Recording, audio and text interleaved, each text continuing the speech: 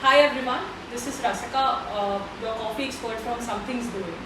A little about me, I'm a hospitality graduate who has about half a decade of experience in the coffee industry, and I've been very fortunate and I have the privilege of working in the coffee industry with various farmers, baristas, home brewers, and even roasters and specialty coffee shops from multiple backgrounds. So today I want to teach you about various manual brewing coffee equipments that are available with us. We'll be going through each one step by step, how to brew it, what kind of coffee will you get, how to describe that particular coffee. And so tomorrow when you brew your coffee, you will be able to basically show off in front of your friend that you're getting a nutty flavor or a fruity flavor from a coffee, and understand how to locate it and how to describe it better. So it's fairly simple. I'll go step by step, starting from the mocha pot. I'll move on to the French press, pour over, and we have this new, it's not an equipment but a brewing method of sorts called a drip bag. So I have my team with us over here, so we'll be wasting none of the coffees that we're brewing today. We'll be consuming everything. A few things that I require to brew a great cup, since I'm very particular about the kind of coffee I'm drinking. Starting with one of the main important aspects is the weighing scale. So this weighing scale basically helps me with weighing my particular coffee, the proportion between water and coffee, my timer, and this also has the feature of changing between, say, units like grams, ounce and ml. So I'll be using the gram feature today. Apart from this, I have the gooseneck kettle. It's a PID kettle. So this particular outlet where the water comes from is called gooseneck. It helps avoid any channeling in your coffee bed. It helps me take it to, so the PID feature basically helps me set it to a particular temperature, and every single time I put in water in that, it has this hold feature. So I don't have to set up the temperature time and again, it will go up to that particular temperature and stop.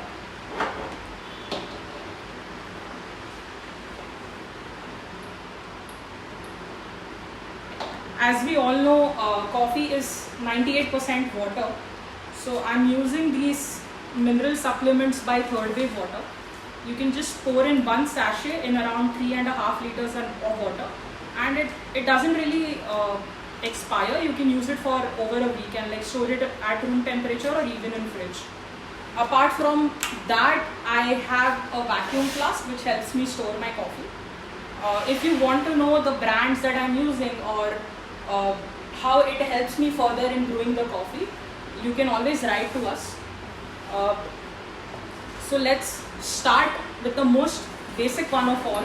And I'm sure a lot of you might have seen this particular brewing method, which is called a mocha pot. Comes in various sizes and forms, but ideally what it does is it helps you brew a espresso-like beverage at home. So this mocha pot by this brand called Budan, it's a stainless steel mocha pot. Stainless steel means you can basically use it on a gas stove or in an induction stove as well. It has a few parts to it.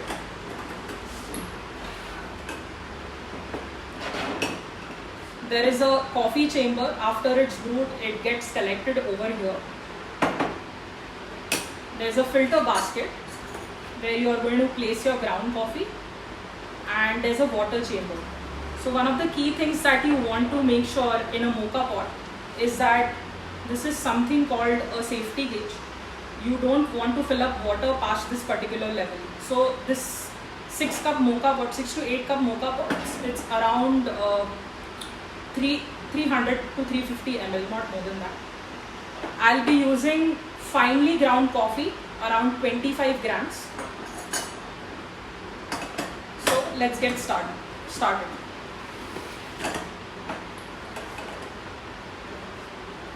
So one of the key things before you start brewing any particular coffee is to understand the steps.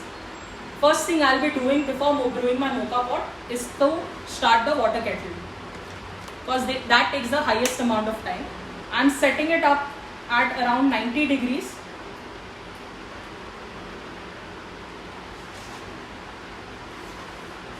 Next thing I'll be doing is weighing my coffee.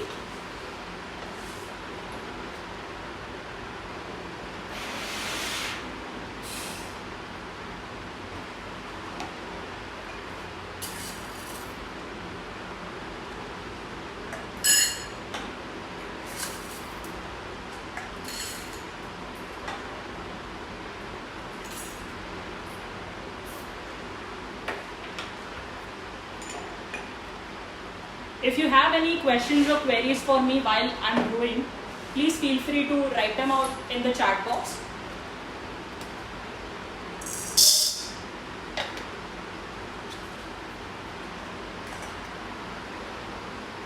So I make sure that every time I'm brewing my coffee, I always grind it freshly so that there is no loss of flavor while brewing my coffee. So I recommend whatever form of coffee you're brewing at home to invest in a really good grinder or a hand grinder, because the shelf life of the coffee will increase by a lot. There's a question from Neha.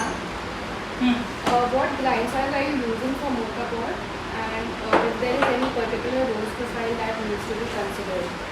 For a mocha pot, I would suggest any kind of espresso roast should work, because ideally what you want to do is use this coffee to have it black or even with milk. So ideally you're going to dilute it. So a espresso roast of sorts will provide you the kind of balance that you're looking for while brewing your coffee. And the coffee that I am using today is a Omni roast. So Omni roast basically is coffee that is roasted to a certain level between, say, medium to medium dark, which can be used across any brewing methods. And the flavor profile will only change depending on the manual brewing equipment or an espresso machine that I am using. And if you want to understand more about the kind of grind size that I'm using, it's fairly fine, almost like salt. So if you go in your kitchen and like pick up a pinch of salt and put it on your hand, just feel its texture. So if I put it, it should clump up a little bit. Hope that helps, Neha.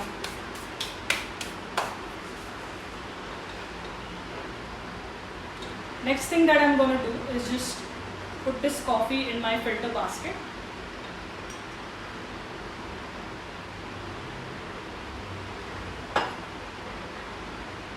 And just stamp it down with my hand.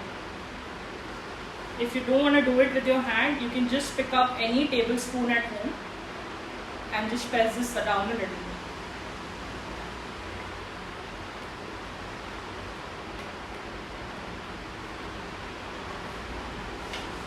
So I have an induction with me today that I'll be using.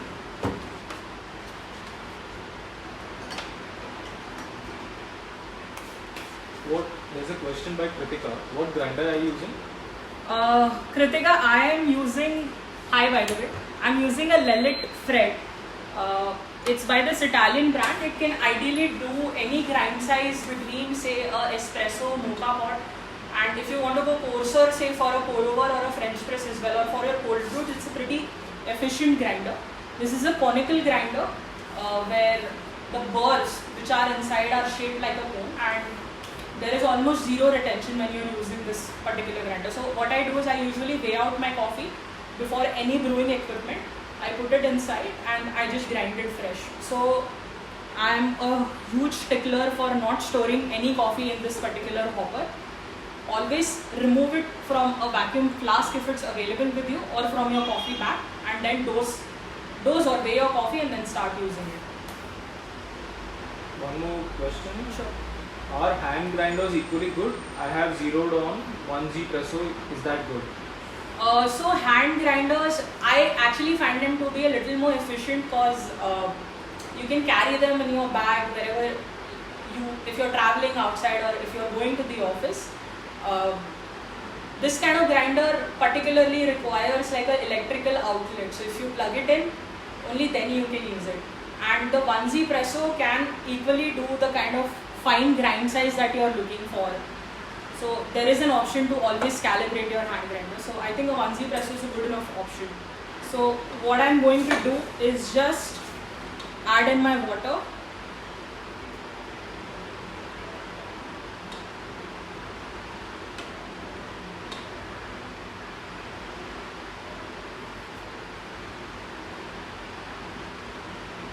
I chose to do this mocha pot first because we have a few people helping me today and they haven't had their first cup of coffee of the day.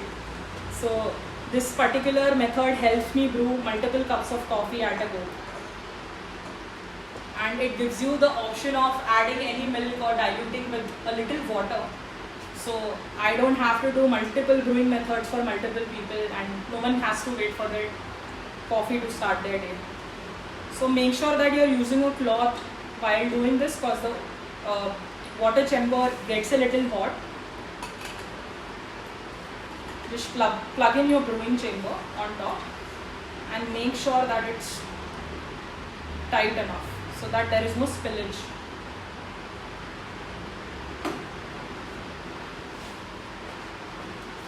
So the reason I am using a finer grind size of coffee is that mocha pot actually doesn't take more than a minute and a half to brew. So whenever you choose a particular brewing method which brews at a faster rate, you want to go finer on the grind size. And the temperature of the water also should be a little high so that the extraction is faster. So there is a question. What is the ratio of grind to water for mocha pot? It really depends on the type and the size of the mocha pot that you are using. For me, since it's 4 of us in the office, I took around 25 grams of coffee and I put in 300. So in case even like the grind size is soaking up some water, I'll get around 150 or 250 to 280 ml of water. So I'm just going to start my induction now and you'll be able to see the espresso like beverage that's coming out.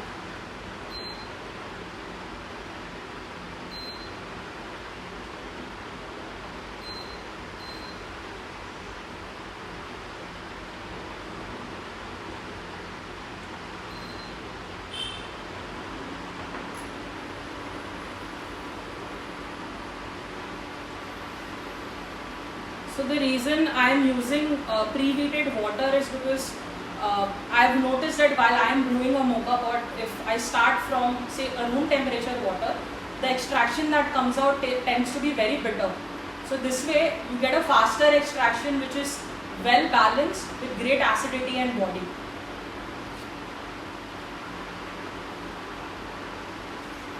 There's one more question. Sure. Does the mocha pot have to always be filled fully with water and the grind to be filled fully on top? The grind, yes. Otherwise, there will be a lot of channeling. Channeling is basically water in nature will find, the easiest way to move around. So the filter basket should be fully filled. The water you can definitely decide, but make sure, as I said, you should not surpass this safety gauge that is present here. If you go past that, you'll see a lot of water that is spurting out. So as you can see,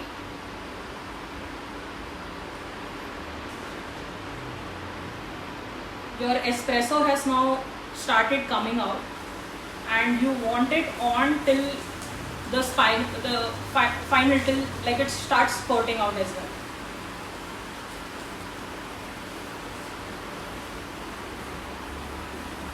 So I'll just close this for now.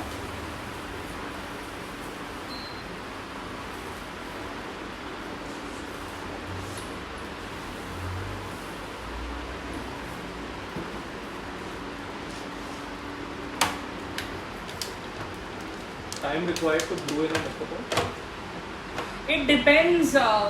Firstly, what method you're using. Like I'm using an induction at the lowest setting.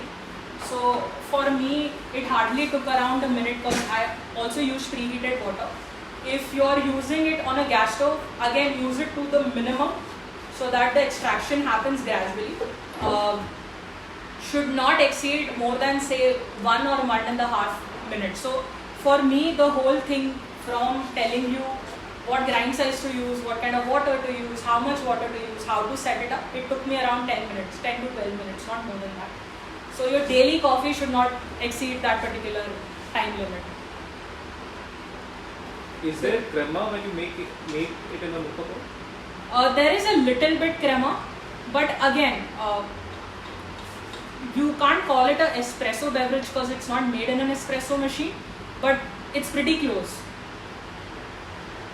So yeah, if you wish to do say latte art and cappuccino, you will kind of get close to having an espresso machine.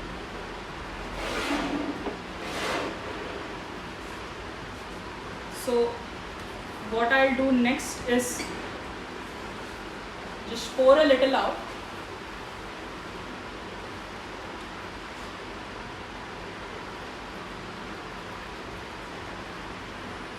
You can have it two ways. You can, if you're a milk coffee drinker who's trying to transition to black coffee, you can just cut it down with a little milk.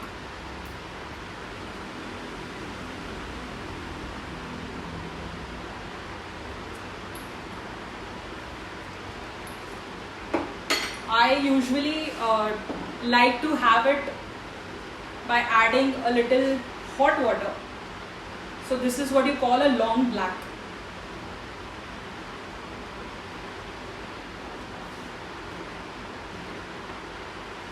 Now when we talk about flavors, I generally don't like to talk about flavor profiles because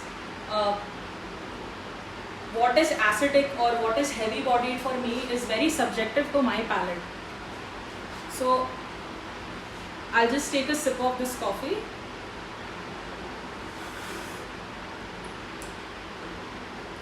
You must have noticed that I'm slurping this coffee. The reason for that is when you slurp a particular hot beverage, it spreads around evenly on your palate, and the temperature also goes down a little bit so that you don't end up burning your tongue. There's a question. Is it similar to Americano? It's close. For Americano, what you ideally do is first take a little hot water and drop an espresso shot on top of it. Ideally, when you do it reverse, you call it long black. But yeah, the taste profile will more or less be the same.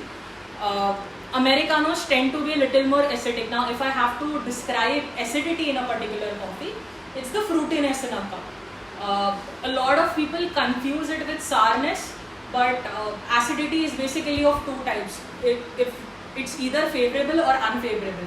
So to make it easier for you, orange will be favorable acidity. Like you can cut an orange, you can drink the orange juice directly. Lemon juice is a unfavorable acidity. You have to dilute it either with sugar or with water or some kind of a sweetener to be able to drink it. So this particular coffee is slightly less on acidity. So if I had to describe the acidity of this particular coffee, I would say it's very apple-like. It has this crispness of an apple. Again, I'll be very clear that this particular profile is limited to my palate. You can taste multiple things like banana-like acidity or even berry-like acidity at that. It's slightly heavier on body. Body is basically how long it's staying on your palate. So when you read these kind of notes on your packet, right, hazelnut or chocolate or dark chocolate or cacao, those are basically people trying to tell you, or roasters trying to tell you, that the coffee is described in such a manner where you can use it for these particular methods like a mocha pot or an espresso. For any espresso machine, if you notice, the coffee that is kept in the hopper is slightly on the darker side, like a medium or a medium dark, so that if you intend to cut it down with a little hot water or milk or flavors, the coffee should still remain the hero. So normally grinders have a number for the grind size. So can you suggest for each of the techniques the grind size number that we should put? So for a Lillet Fred, this particular grinder, I am using the number 3 if you have that. But the numbers on the grinders again can be very subjective. The closest thing you can do is related to your day-to-day ingredients that you use in your food and beverages. So the grind size for this that I use is very similar to a processed table salt. So put some coffee in your grinder, hardly say like a gram or so. Grind it and then feel the texture on your hand. If it's close to a table salt, then you're on the right path. Any other question? So if you have any more questions about the mocha pot, we can definitely pick it up at the end of this session. So the next brewer that I'll be showing you how to use is a French press. This particular brewer has been around for more than 70-80 years now. It has seen a lot of developments in terms of, say, double filtration, and a lot of brands have started adding paper filters to it as well. But more or less any French press you pick up, the design remains the same. So a French press is like one of the first brewers I ever saw when I entered a hotel. It's very fairly easily available anywhere to brew your cup of coffee. So again, I'll do the same thing. I'll first heat up my water. I'll weigh out my grind. So for a French press, my preferred recipe is 20 grams ground coarse, very much like ground pepper, black pepper, and 240 to 250 ml of water.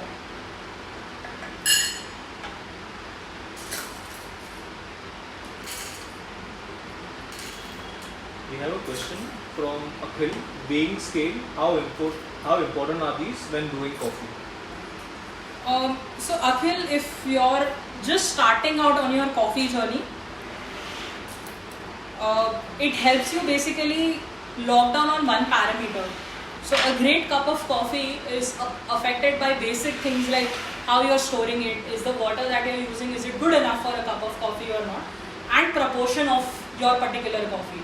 So the reason I use a scale is basically it helps me understand that if I'm brewing a French press with the 20 grams of coffee and brewing it for 240 ml, if it tends to taste very diluted at the end, then the scale helps me realize that okay, maybe I need to increase my particular dosage of coffee or lower the amount of water that I'm putting in.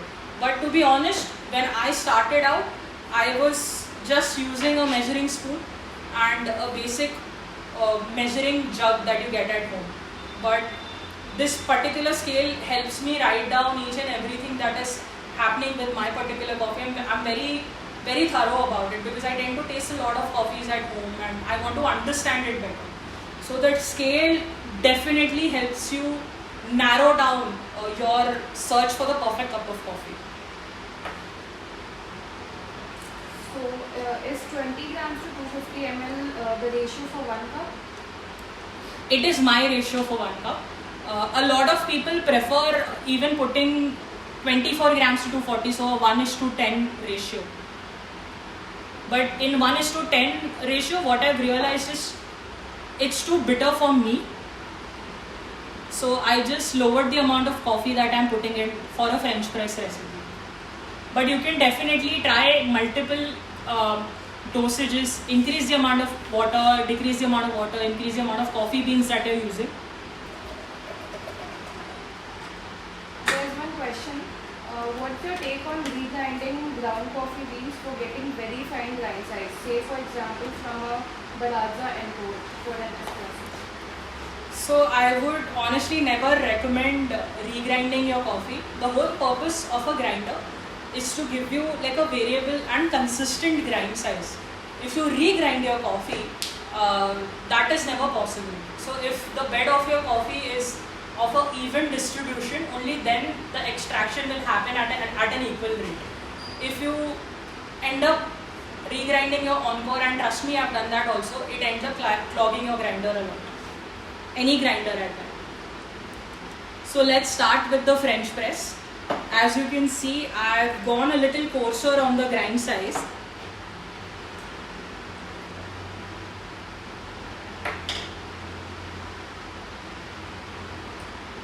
You'll sort of have to go a little coarser if you're using 24 grams of coffee.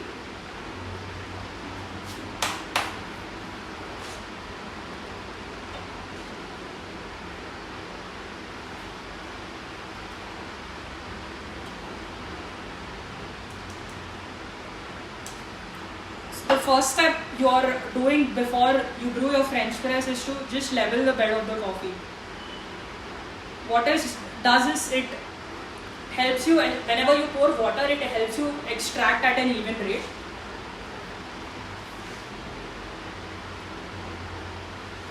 So I've taken 20 grams of coffee. What I'll do is add 40 ml of water in the first 30 seconds.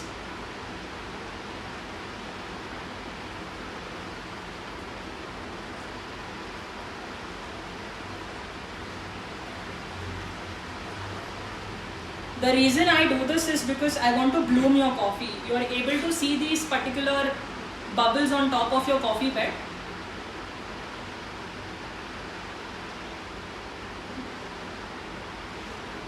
Ideally what it's doing is the hot water is helping the coffee degas and getting rid of all the chemicals that are trapped in your coffee beans.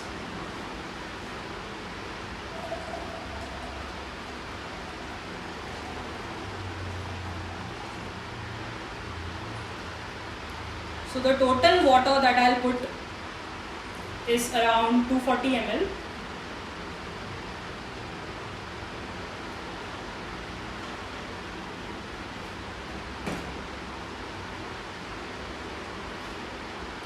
And just cover it with the lid so that the temperature doesn't go off. Make sure that whenever you put the lid on top, the filter shouldn't touch the coffee bed. What will happen is all the grinds will start sticking to the filter and again the extraction will be a little off. So the reason I'm using a coarser grind size for a French press is because it's an immersion method. Immersion meaning the coffee and water are directly in contact with each other, and the brew time is around 4 minutes, which is as good as like having a hot cup of coffee. Like if you go past that, you'll end up getting a cold cup. So there's a question. Is it necessary to rinse the French press jar with warm water before the brewing process? Since I'm aware of the temperature of my kettle, it's easy. What I've noticed in my personal opinion is that whenever you rinse the French press, while plunging it down, once you're done brewing, there is a little resistance which can cause the coffee to bounce up and spill out, and which is pretty dangerous.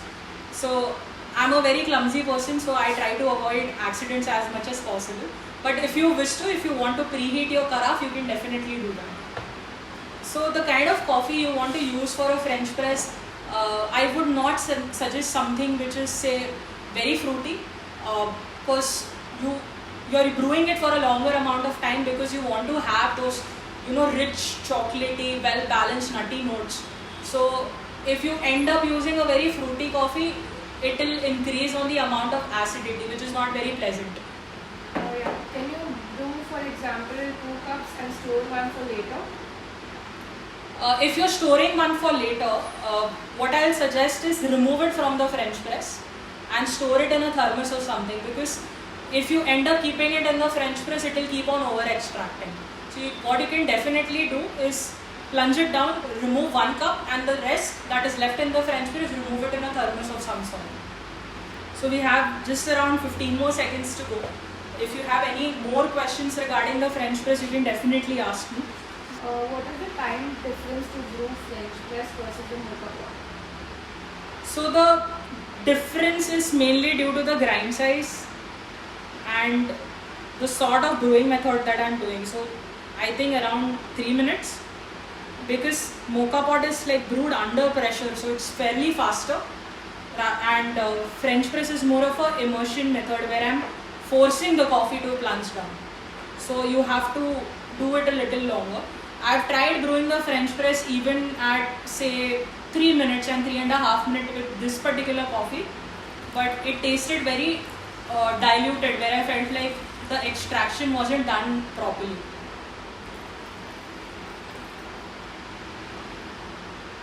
Is 4 minutes your preferred time or the one used generally at the cafes? So 4 minutes for a French press, since it's an older equipment, has sort of been the standard. But if you're a home brewer who just has this one brewer and wants to understand your coffee at different rates, I would say play around with the timing. Again, French press, you can have it as it is. If it's too bitter for you, either dilute it with a little water or milk. And if it's under extracted, like you feel like there's not enough flavor in it, I would say next time you brew, increase your brewing time by a little bit or go finer on the grind size. Sorry. How is the coffee brewed using mocha pot and French press different from each other? The mocha pot, since it's a pressurized environment it's being brewed in, it will sort of have a little more oil because of the crema on top. So it will coat your tongue in a better manner. It will be a little more heavy bodied, a little more acidic than your French press. So if you want to have a coffee which is a little more fruitier than, if you find this too bitter and you want to have something a little more fruitier, I would say go for a mocha pot. Sorry, I'm not a milk coffee drinker. All this is saved up for Shivangi and Vivek.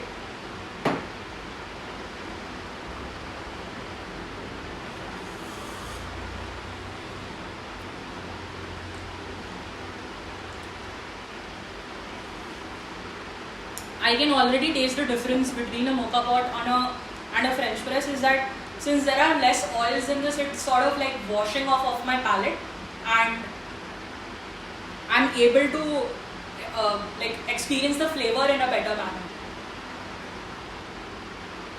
But again, that is limited to my palate. Everyone has their own preferences and I'm all for it. Does the brew time in French press stay the same irrespective of the number of cups?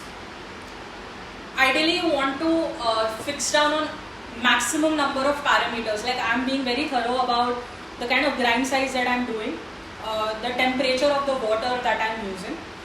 So if you want to change something in your particular coffee, I would say just change one parameter at a time. So if you're brewing a French press, say for 6 people, that is 6 cups, brew it one time and understand if anything has gone wrong with it.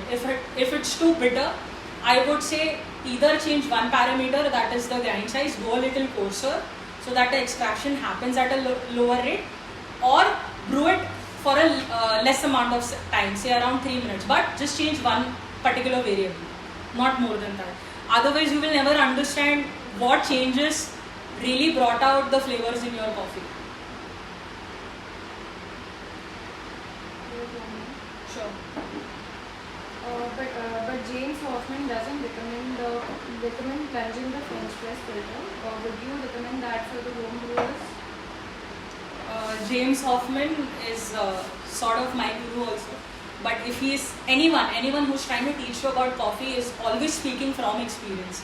So I would say try out both and understand which one you like the best, or if you don't like it, make experiments to make sure that you understand what your palate enjoys the best. Is this one last one? What's the temperature used for French press?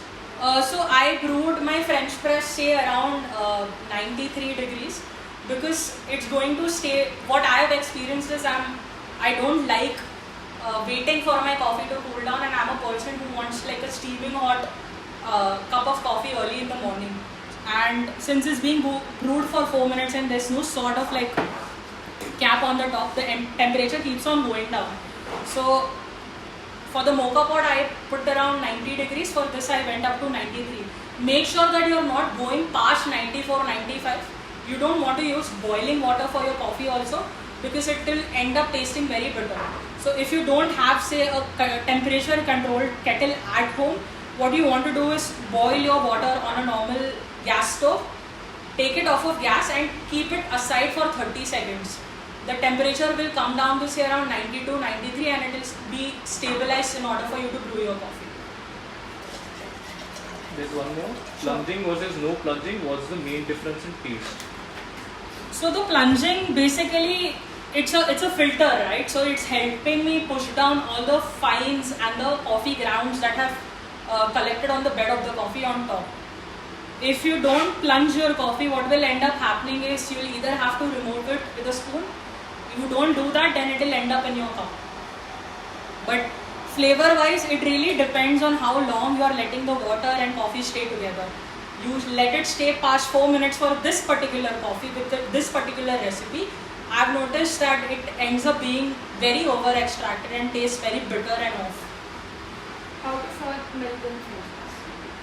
So not recommended, but I've tried it out since I don't have a steamer at home. Put half of toned milk. So coffee does not recommend you to use milks which are very fatty also, because what ends up happening is when you pour it in your espresso like beverage or any milk, any brewed coffee, the milk becomes very dominant. So you want to use warm milk, not extremely hot also, and just keep plunging it. So this micro filters that are there in the French press, that helps create sort of like a micro bubbles inside your milk, and it ends up giving a very glossy texture. But it is no replacement to your steamer that is there on the espresso machine or any other steamer for that matter. Amount of milk to use, that is the second one, right? Amount of milk to use is, if say this is a 240 ml cup, so I'll use around 120 to 130 ml, because while you're frothing it, it will expand in size due to the micro bubbles that are there. So never use 250 ml milk to make a 250 ml beverage. Use half. What is that? Why does my French press harder even though the coffee is grinded for the French press? Maybe it's not, like the grind size could be a little improper.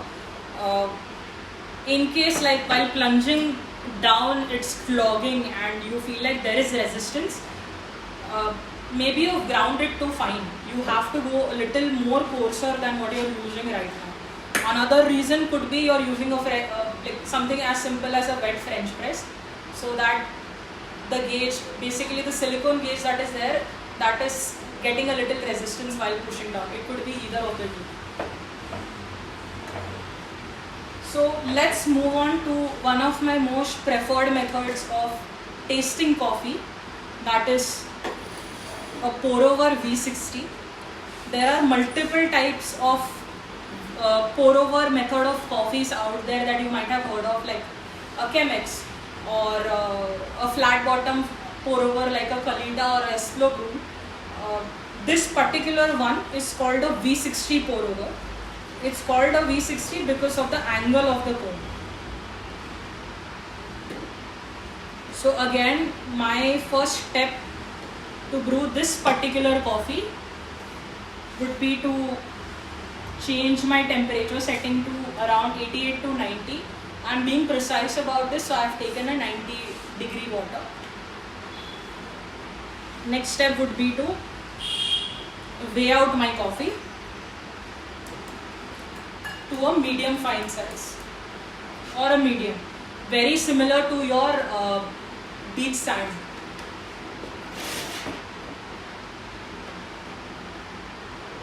For my recipe, I am taking around 18 grams of coffee.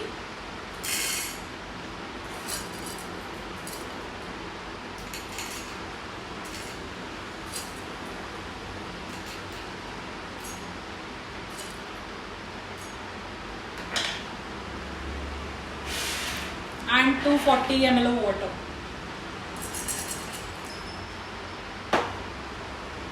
So I'll be changing the grind size by a little bit.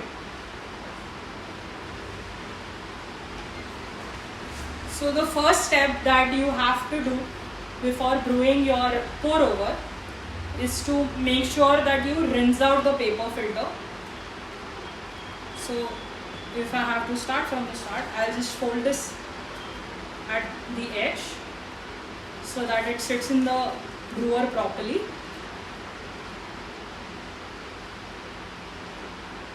And just rinse it out. So this particular step does two things. It gets rid of the papery taste of the filter. Second, it heats up my carafe a little bit. So while my coffee is dripping down gradually, it won't cool down that easily. I'll just get rid of this water. Place my brewer on top. So for this particular coffee, I have gone a little finer than your French press. Because reason being, this is an infusion coffee where I'm just going to be pouring hot water on top of a coffee bed, and it won't stay in contact for a longer time. What it will ideally do is just extract the flavors from my coffee and won't sit with the ground coffee.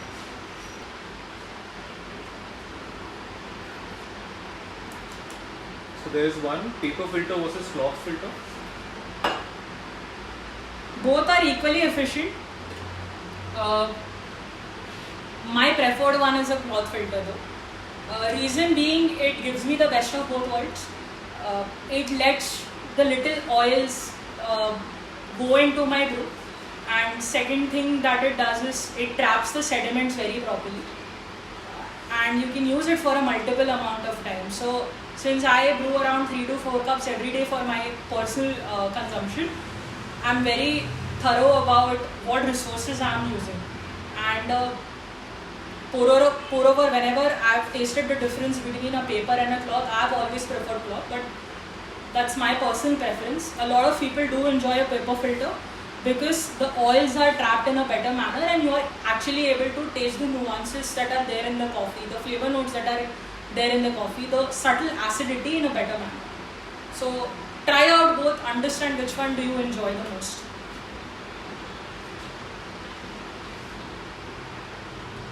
So again, I have leveled the bed of my coffee to make sure that it extracts at the same rate.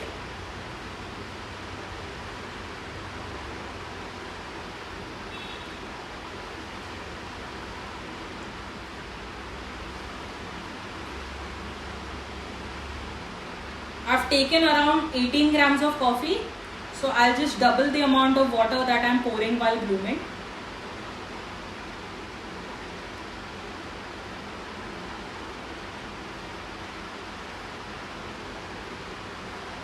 So in pour over, you are able to visually see the bubbles that are appearing on top of your brew.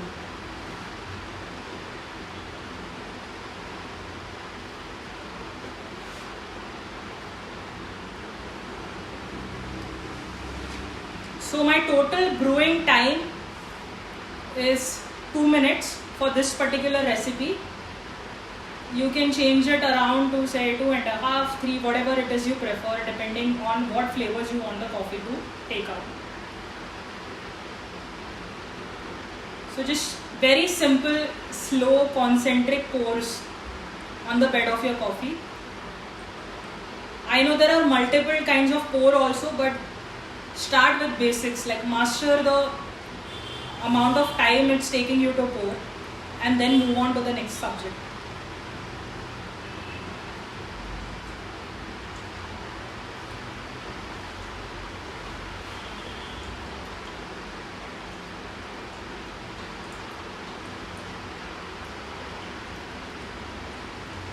Please do ask if you have any questions regarding the pour over.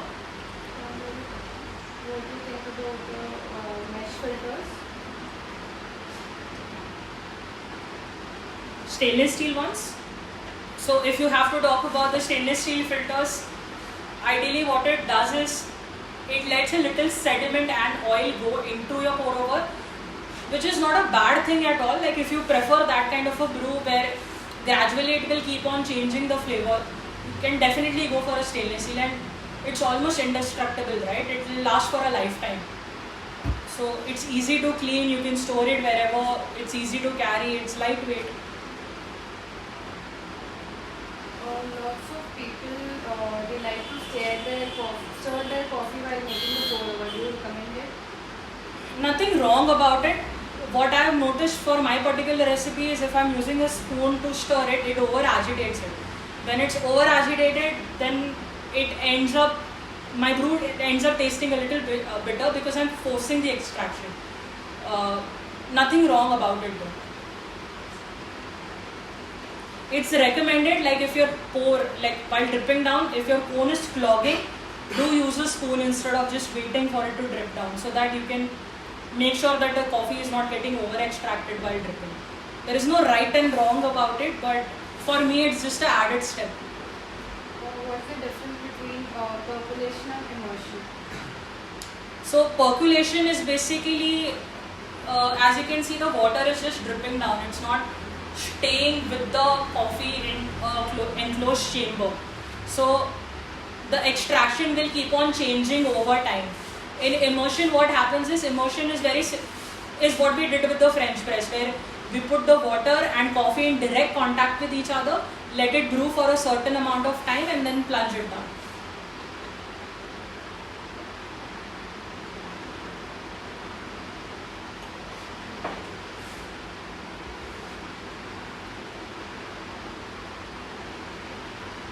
So for this coffee, I would definitely not recommend adding any sort of milk, because if you see my cone also, it has literally trapped all the oils that were there, and it's slightly medium to low on the heaviness, the body of the coffee, and higher on the acidity or the fruity notes that are present in your coffee. So if you end up adding any milk to this, you won't be able to taste the flavor nuances. Out of the three methods, which method will give full body to the coffee? Out of the three, I would recommend between a mocha pot or a French press. Mocha pot gives you sort of a wider range of things to do if you want to, say, make latte art at home, make cappuccinos at home. French press, maximum you can do is pour it over ice for flash cooling. You can add a dash of milk to dilute it. So for me, I think my recommendation for a better body would be anything between a mocha pot and a French press, both. Can you please cover the difference between what is the final cup between the mocha pot, French press and V60? Sure. So this is actually my preferred way, because it's washing off my palate. It's very vibrant, it's very juicy, it's very fruity. And I personally don't enjoy very heavy bodied coffees also, because when you're someone who's tasting a lot of coffees throughout the day, you want to understand the nuances behind it. So to address that question, anyone who prefers, say, slightly more, full bodied coffees or nutty coffees or chocolatey coffees, go for a French press. If you want to dilute your coffee in some manner, go for a mocha pot. If you want to understand the flavor nuances and you enjoy fruity coffees, I would say go for a pour over. Should we pour all the water at once, or pour a little, then wait, and then pour a little again? For any coffee that you're doing, if it's a drip method or a immersion method like a French press, make sure that the first 30 seconds pour a little water. So my thing to remember is, whatever amount of coffee I'm using, I'll just pour double the amount of water and let it stay there for, say, 30 to 45 seconds, whatever it is you prefer, so that all the flavors that are there, it starts extracting. So if I have to give you an easier example, anything that is dehydrated, right, like coffee in its form, when it's being roasted, there is moisture loss. So for me to basically wake it up, I have to put a little bit of water so that the flavors start coming out, and then pour the rest of the water in it. And depending on the method that you're doing, if you're doing a French press, I would say pour all the water in the first 1 minute and put the lid on top. If you're doing a drip method like a pour over, which is a V60, a Chemex, or any flat bottom filter, pour it gradually, but be very sure that you pour all the water depending on the duration that you've decided. So what I did for a French press was poured 40 ml, waited for 30 seconds, and in the rest 1 minute I poured rest of the water. For a pour over, what I did was I bloomed the coffee by putting double the amount of water, and then gradually kept on pouring on top of it. I hope that helps. What is the recommended roast profile for a French press and a pour over? So as I said, I am using a Omni roast, which is working across beautifully across all the manual brewing methods are there.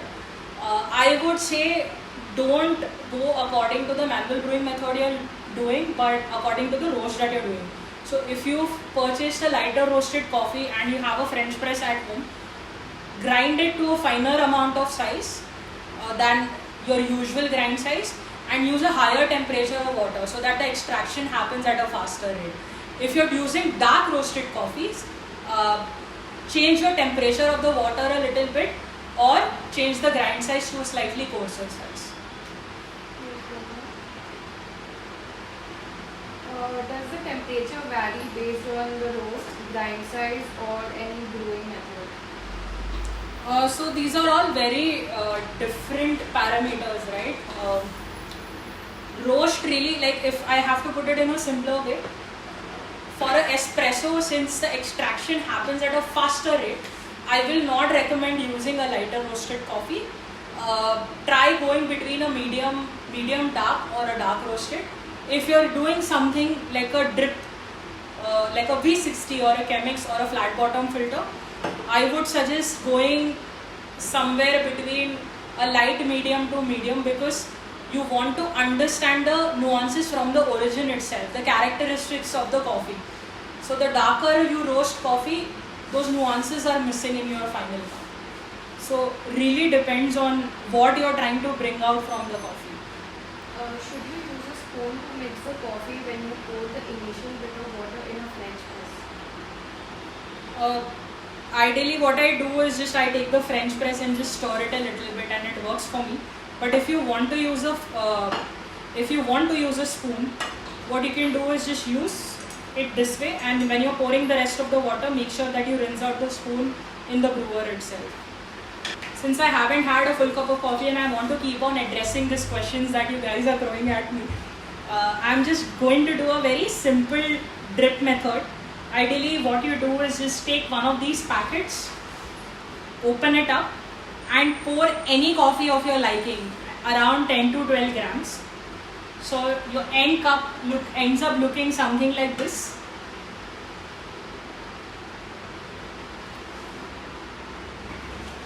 You don't really require any sort of gooseneck kettle or anything for this.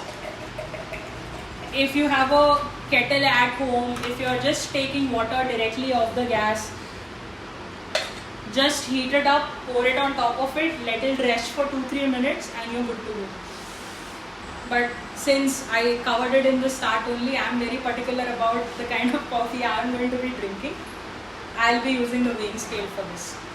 It's a great way of brewing for, say, someone who just wants a quick cup of coffee, or someone who's traveling and doesn't want to carry all these gadgets and equipment with them.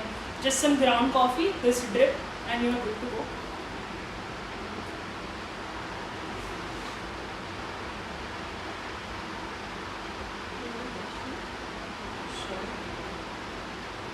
Difference between V60 Chemex, flat bottom like Kalita, with all the other parameters being the same.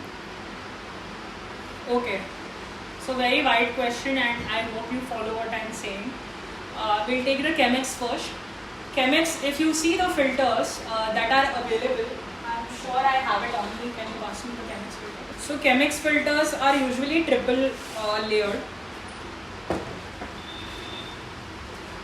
The new ones sort of look like this. You fold it up again, you open one flap of it, and you pour in your coffee and start brewing. So whatever oils are there, it gets trapped in a better manner, and the end cup that you get, the body is very tea-like. So after you have a sip, it washes off very easily. In a pour over, what happens is you use these kind of filters, which are single ones. So it still lets like a little bit of oil slide into your coffee. For a flat bottom filter, what happens is, since there are multiple holes on the bottom depending on the brand that you're using, the water flows at a faster rate. So you have to make sure that your coffee is ground a little finer, and the water that you're pouring, you pour it at a little slower rate, so that the final cup is very well balanced, medium acidity, medium body, and not tasting very under extracted or very diluted as well.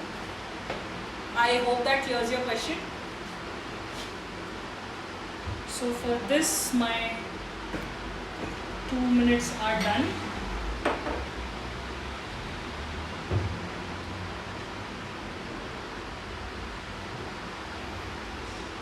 I'm just having half a cup because I've tasted a lot of coffees today at a go.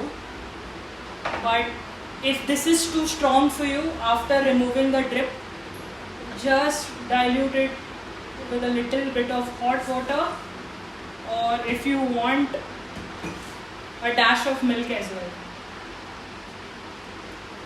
If you have any more questions for me in this session, you can definitely pitch them to me now. But we are very active on our social media handles as well, Instagram at Something's Brewing. Any questions that you might have, any more classes like this where you want us to address a particular manual brewing method, cold brews, espresso, just basics about coffee, history of coffee, anything at all, we have such classes going on. We'll try to do as many virtual live events as possible, but we have offline sessions as well at our multiple locations.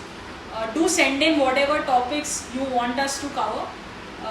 Any more facts about coffee that you want us to know or address on an IGTV or anything. I hope this was a wonderful session. Thank you so much for tuning in, and I hope to see you guys soon. There's one last question.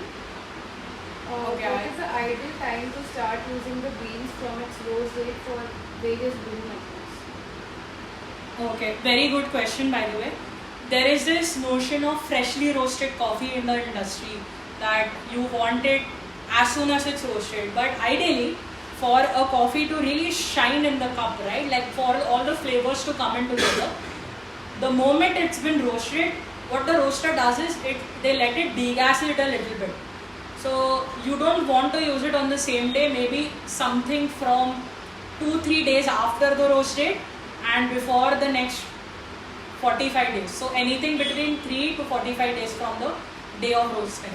But remember, coffee is a subject, and coffee is very volatile in nature. Every single day there will be some or other flavor nuances that will keep on changing. So if your if I have coffees at home which are 40 days old, which I realized from the first cup that I had, it's tasting very different. If it's tasting very under extracted to me, I'll just use the water at a higher temperature. Thank you so much. I hope to see you guys soon, and do follow us on Instagram and YouTube and wherever our channels are. Thank you.